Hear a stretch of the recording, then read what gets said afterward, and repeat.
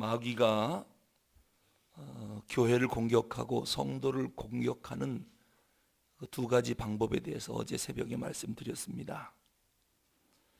오늘 나사로 가정에 가장인 나사로가 죽었습니다.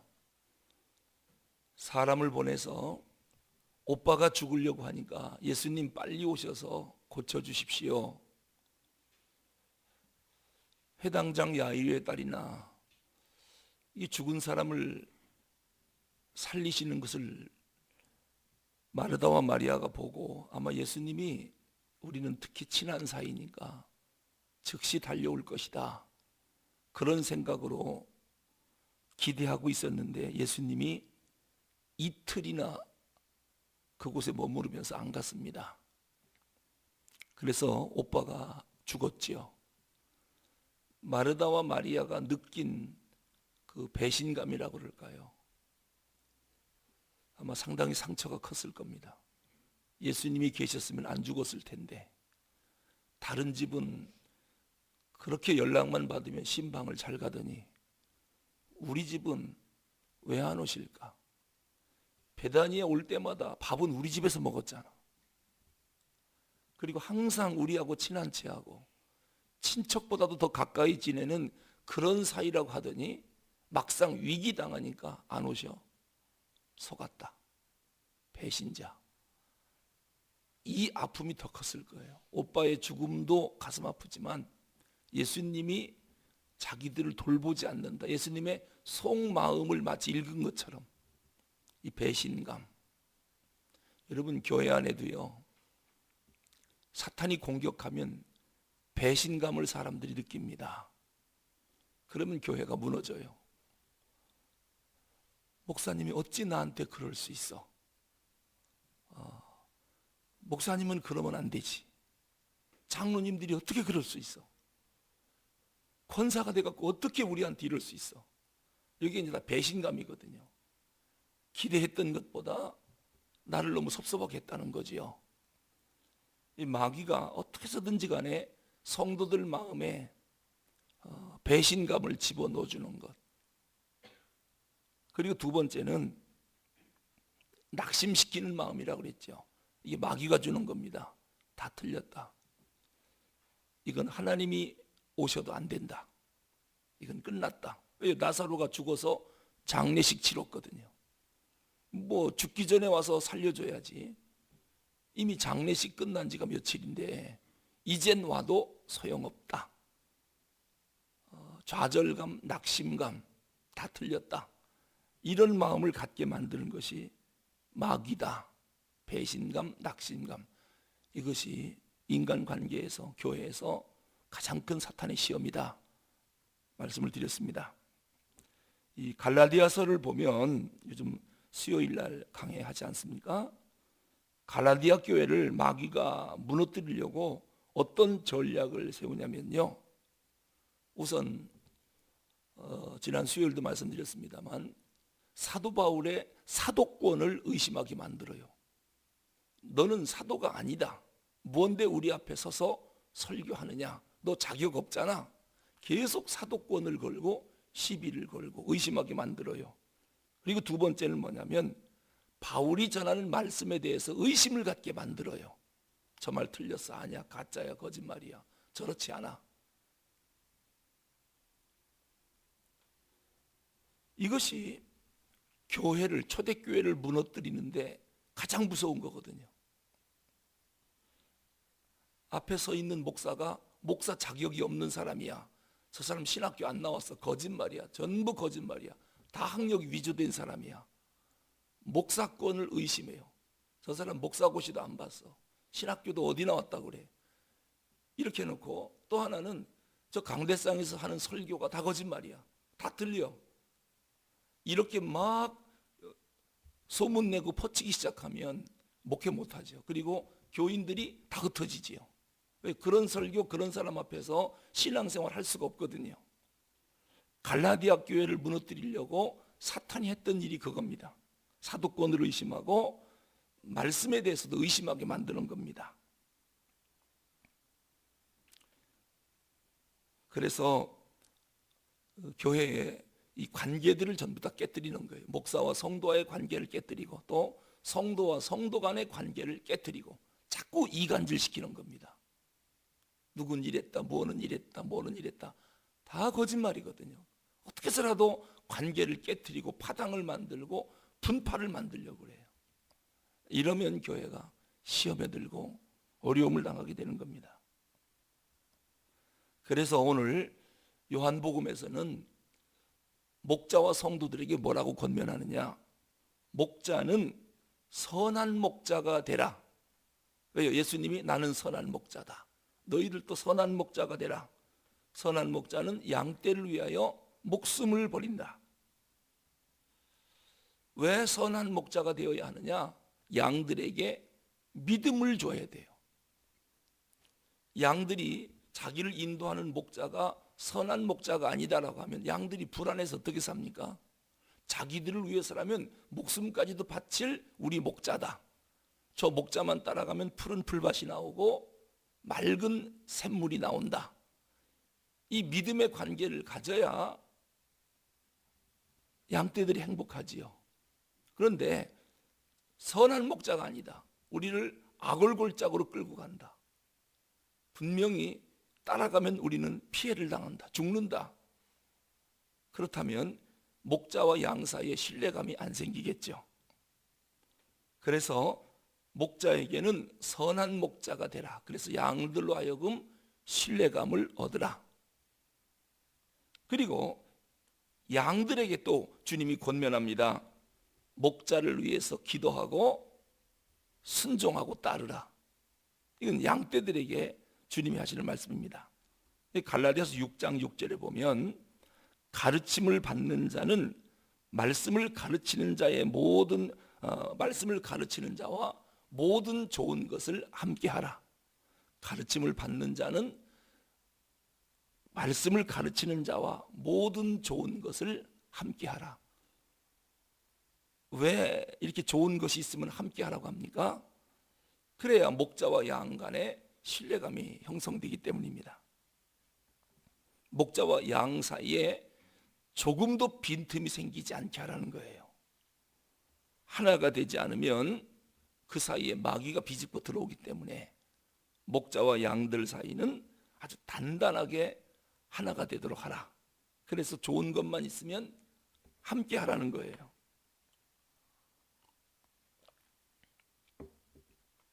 근데 일반적으로 보면 좋은 일 있으면 전화가 안 오는데 나쁜 일 있으면 전화가 옵니다. 목사님 큰일 났습니다. 신방해야 됩니다. 난리 났습니다. 그럴 때는 막 전화가 오는데 집안에 좋은 일 있으면 몰래 치르는 것 같아요. 그런데 보니까 좋은 일 있으면 말씀을 가르치는 자와 함께하라, 함께하라. 목자와 양떼 사이에 아주 밀접한 관계 때문에 갈라디아서에서 바울이 이렇게 강조하는 것입니다. 지금 나사로 가정에 어려운 일이 생겼습니다. 지금 마르다와 마리아가 말씀드렸듯이 배신감과 좌절감, 실망감을 지금 느끼고 있는데 여기서 마르다와 마리아가 그렇게 생각하면 안 되거든요. 어려운 일을 당하다 보니까 섭섭함도 막 생기는 거예요. 만약에 마르다와 마리아가 그래도 예수님이 오시면 죽었더라도 장례식이 끝났더라도 우리 오빠 살려낼 거다, 이런 믿음이 있었으면은 배신감 느꼈겠습니까? 예수님이 일찍 오고 늦게 오고가 무슨 상관이 있느냐? 그 주님에 대한 좀 정확한 지식이 있었으면은 배신감 느끼진 않았을 거예요. 아직 예수님이 누군지를 모르기 때문에 배신감 느끼는 거거든요. 로마서 8장 35절에 보면 이런 말씀이 나옵니다. 누가 우리를 그리스도의 사랑에서 끊으리요? 예수님과 우리 사랑을 감히 누가 끊겠느냐? 못 끊는다는 겁니다. 환난이나 곤고나 핍박이나 기근이나 적신이나 위험이나 칼이랴, 그런 것들도 예수님과 우리와의 사랑을 못 끊는답니다. 그러면은 이 말씀이 주님이 우리를 이렇게 사랑하는구나. 어떤 기근, 환난, 핍박, 적신, 위험, 칼, 이런 것으로 주님과 우리의 이 관계를 못 끊는다. 그럼 이걸요 역으로 생각하면 뭐냐면은 환난, 곤고, 핍박, 기근, 적신, 위험, 칼, 이런 것들이 주님과 우리와의 관계를 끊으려고 계속 공격한다는 얘기죠. 그러나 그런 것이 공격을 한다고 해서 주님의 사랑이 우리와 끊어지지 않는다, 그 말이거든요. 그러니까 하나님과 우리와의 사랑, 이 관계를 끊으려고 우리를 공격하는 것들이 얼마나 많은지 몰라요. 어떻게 해서라도 시험 들게 만들고 주님을 떠나게 만들고, 이러한 것들이 주변에 우리에게 찾아오는데, 그게 이제 환난, 어려운 일들, 핍박, 기근, 배고픔, 위험, 칼, 이런 위협들이 주님과의 관계를 끊어놓으려고 한답니다. 그런데 내가 확신하노니, 바울이 말합니다. 사망이나 생명이나 천사들이나 권세자들이나 현재일이나 장래일이나 능력이나 높음이나 기쁨이나 다른 아무 피조물이라도 우리를 우리 주 예수 그리스도 안에 있는 하나님의 사랑에서 끊을 수 없으리라. 어떤 것도 하나님과 우리와의 관계를 못 끊는답니다. 그런데 그 관계를 끊는 것들이 뭐냐면, 심지어는 사망, 생명, 천사, 권세자들, 천사들도 하나님과 우리와의 관계를 끊으려고 공격할 수 있다는 거예요. 권세자들도, 현재일이나 장래일이나 능력, 높음, 기쁨, 이런 것들이 전부가 다 하나님과 우리와의 사랑의 관계를 끊으려고 공격하려고 달려드는 것들이래요. 하지만 사랑 못 끊는다. 누구도 너와 나와의 사랑을 못 끊는다. 이 말씀을 우리가 마음에 딱 깊이 새겼다면 하나님이 나를 사랑하신다라고 하는 것은 의심하지 않겠죠. 어떤 것도 의심하지 않죠. 사망조차도 하나님과 나와의 관계를 끊으려고 달려든대요. 지금 나사로가 죽었습니다. 근데 마르다와 마리아가 예수님과의 관계가 끊어질 위기예요. 배신감 때문에. 사망이라고 하는 것을 가지고 예수님과의 관계를 끊으려고 달려드는 겁니다. 그런데 사망도 하나님과 우리와의 사랑의 관계를 못 끊는다, 이 말씀을 알았다면 마르다와 마리아가 배신감에 저렇게 울고 있지 않았을 거예요.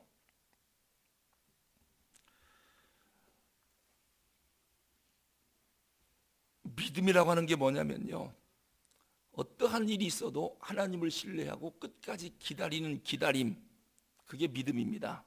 마치 아브라함이 75세 때 아들을 주겠다고 약속을 받고 99세까지 100세까지 무려 25년 동안을 믿고 기다립니다.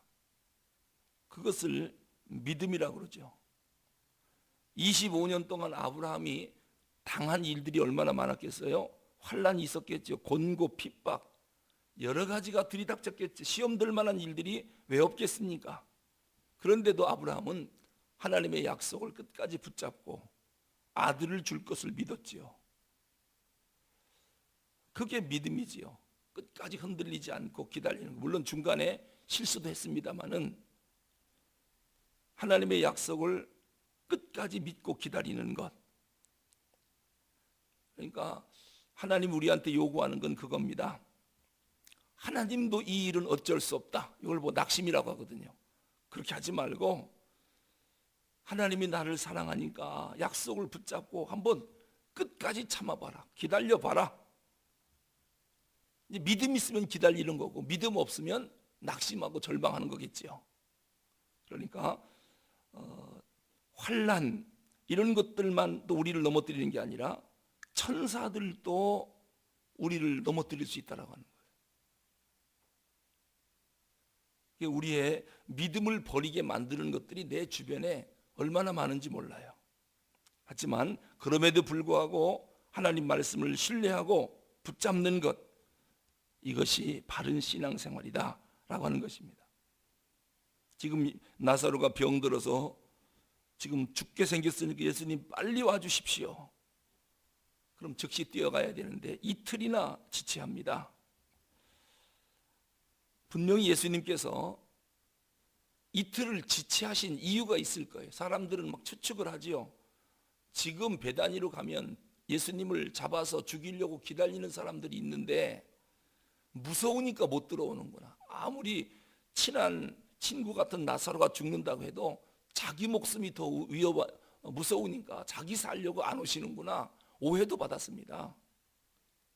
그래서 예수님도 어쩔 수 없구나. 그래서 더 낙심하는 거거든요. 그런 오해를 받으면서도 예수님이 당장 왜 안 뛰어갔을까? 즉시 달려가야 맞는데 이틀이나 지체하면서 빨리 안 갔습니다. 왜냐하면 거기에는 세 가지 이유가 있습니다.